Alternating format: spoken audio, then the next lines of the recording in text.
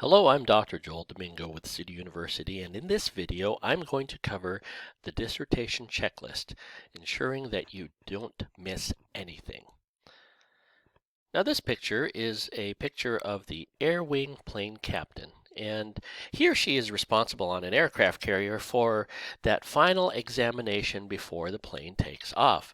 That person knows in and out of the mechanics of the plane, a lot of things about the plane, and can inspect and to make sure that everything is there. Otherwise, that plane's going to be grounded. One of the most important functions on an aircraft carrier. And so this dissertation checklist is like the air wing plane captain to make sure that you don't miss anything to perform that final check before you launch, so to speak, into your dissertation defense. But before we cover the actual checklist, let's talk about the 5 chapters of the dissertation. As you know by now, there are 5 chapters in a dissertation, namely the introduction, the literature review, the methodology, the findings or results, depending upon what type of dissertation methodology you use, and then the conclusions or discussion section. 5 chapters, 5 important chapters, and you get through all 5, you are a doctor so and so. All right. It can be a journey. However, each chapter I like to think of as a movie. That first chapter is like the previews in a movie. Back when movie theaters were still open, there was the joy, if you got to the movie theater early enough, of watching ads, but also watching previews of coming attractions. Those previews were things that excited you for the next movie to see. It's really like your first chapter in a dissertation because that introduction covers what you're going to do in the work. And so it previews what you're going to talk about and what's going to transpire. Well, you go on to writing chapter 2, that literature review, and it's like the movie Groundhog Day because you're writing and rewriting again and continuing to rewrite until you continue writing. Well, a literature review, I've heard from some students, it's like a never-ending spiral of back and forth of iterations, but you know what? You'll get it done. And once you do, you get to your methodology section, which is about the recipe. And Fight Club, why Fight Club? Well, the number 1 rule of Fight Club is you don't talk about Fight Club. The number 2 rule of Fight Club is you don't talk about Fight Club. Everybody generally knows that line. Well, methodology is like that. It is precise. It is about the rules, the recipe for what's going to happen. Then you get to your findings. Well, the hangover. Well, the findings are really, what did you find out? What happened? And The Hangover is a great movie because these guys trace this activity that they had the night before by looking at the clues, and the findings are what happened. Well, that's exactly what your chapter 4 is. What actually happened based on your methodology. And finally, chapter 5, Return of the Jedi, because it's a fitting conclusion, and hey, because it's Star Wars. And, well, okay, there's more movies, I know, but Return of the Jedi just because it is Star Wars. All right, let's talk about your defense here and getting ready for that. Remember that you are the expert on your defense, so I encourage you to talk from experience and talk from the heart and be confident. Love this cartoon because this person here is looking at the clock or whatnot, waking up and thinking to himself, wow, this is it. And his spouse, partner, friend next to him says, finally, this is it. And it can be that sort of feeling at the beginning of your defense. Well, let's talk about your checklist because the checklist is really there to ensure that you finish everything and do it comprehensively. It is your friend till the end, so to speak. It's there to make sure you don't forget anything. I encourage you to use the detail on that checklist to your advantage because it covers a lot of things which you may have missed as you have written it. So one tip is use it as you write. As you complete your chapters, go back and look at each chapter and make sure you cover some things in the checklist. All right, well, let's talk about that specific checklist itself. This is found in your dissertation handbook. It's also available on the dissertation student shell. So I tell you to refer to it often. Okay, the first part is the general writing items. When you look at writing style, make sure you have scholarly language, etc. Make sure you're organized and formatted per APA. We're going to hold you to that. References, and this is one point that I cannot uh, underscore enough.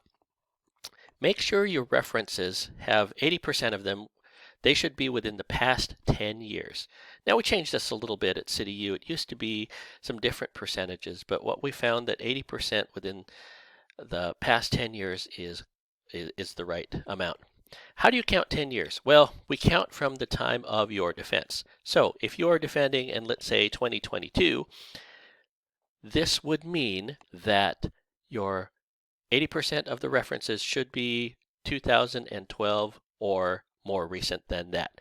Okay, you can still have some other ones outside that, but the rule is 80% within the past 10 years, and we will count. This checklist helps you count. It's a great tool for that. All right. Chapter 1 and the abstract. Look at the items on the abstract. Remember, it's a summary, generally no longer than 1 page. Chapter 1 is clearly written, and it previews the overall work like that introduction. And that you have a good transition statement to Chapter 2, which is the literature review. Well, the literature review, and again, we've covered this in residencies, and you had a class on the literature review. Make sure it's comprehensive. Make sure you use your headings strategically. Remember to state the intro in the problem and purpose in there, and you want to synthesize to show the gaps. Make sure you do not defend your research, defend your study, so to speak. And what does that mean by defend? What I mean by that is make sure you don't have phrases that say, it's important to do this study because. It sounds like you're putting opinion on there. So what you want to make sure you do is write with the understanding that you're going to show that research gap. That's what the literature review does. All right. Chapter 3. Chapter 3 is your methodology, of course. Don't just state the recipe. Just, again, similar to Chapter 1, 4, and 5, and a little bit of 2. Restate the introduction at the beginning, but stick to the recipe. For the most part, detail is the most important part of your methodology. You want to include all the different particulars of the methodology, whether that is participant selection, how you analyze the data, why you analyze the data, etc. And then you get to Chapter 4 and 5, the findings or your results, your conclusions. Chapter 4, first of all, you're going to talk about your findings, just the facts. What did you find? Include any charts, statistics, etc., and clearly summarize that chapter, because Chapter 5 is the so what. Chapter 5 is the discussion. It's the conclusion. It's the, now that you did your study, what does it mean? Remember, Chapter 5 also ties to Chapter 2 because it helps fill that research gap. This is where you have a lot of citations, a lot more than Chapter 4, obviously, because you're going to be discussing things. And, of course, if you look at the checklist, there are things like application to leadership in business and recommendations for action and recommendations for future research. So make sure all those things are covered in chapters 1 to 5 using the checklist. All right. One final thing is this idea of sharing knowledge.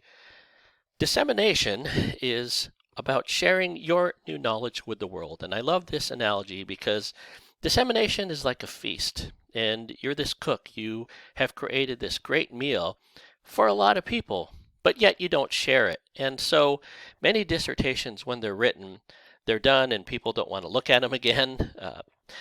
They sit on a shelf. And we don't want that. We want you to share what you've done with the world.